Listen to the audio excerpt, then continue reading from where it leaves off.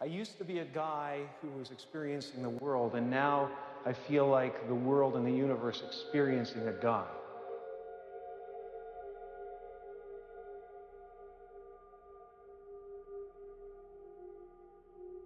When the curtain goes down at the end of the drama, the hero and the villain step out hand in hand, and the audience applaud both.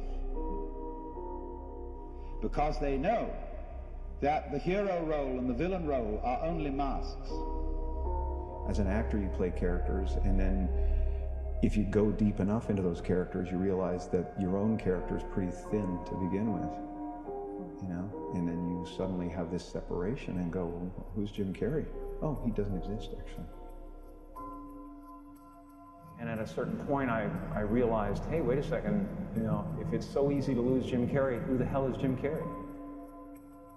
There's just a relative manifestation of consciousness appearing, and then somebody gave him a bunch of ideas. They gave him a name and a religion and a nationality, and he clustered those together into something that's supposed to be a personality. And it doesn't actually exist. And none of that stuff, if you drill down, is real. And so you see behind the stage, too, there is the green room, where after the play is over and before it begins, the masks are taken off. Dressing happens, doing hair happens, interviewing happens, and it happens without me, without the idea of a me. You know, it's really, you know, the fact that we're already enlightened, we're already complete, and it's just realizing that you're complete. Once you realize you're complete, then this life and everything in it becomes a play of form, something to toy with and play with and make something good out of. It's what's happening right now inside everybody is they're going, who am I? And they're depressed. You know, a lot of people, because they're trying to hold up an image in the world. And that's what depression is. You know, people go like, oh, Jim's been depressed and stuff. Well, yeah, I was depressed when I was trying to be the Wizard of Oz instead of the sweaty guy behind the curtain. But now I know that Oz is a character, you know. Everybody walks around and they go like, why am I depressed? Well, it's because you're trying to be something for the world, you know. And as soon as you let that go, better things happen. Because they're just happening.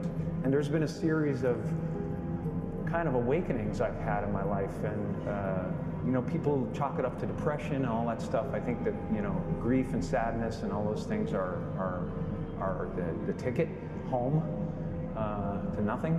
I think that was a part of the process. There's been several other awakenings, and yet still I have a lot of egoic attachments that pull my attention and focus. I think, you know, the right marriage with the right character and the right guy who's going through something is essential. And so that behind the scene, that is to say, in reality, under the surface, you are all the actor. Marvelously skilled in playing many parts and in getting lost in the mazes of your own minds and the entanglements of your own affairs, as if this were the most urgent thing going. But behind the scenes, in the green room, you always have a very tiny sneaking suspicion that you might not be the you that you think you are.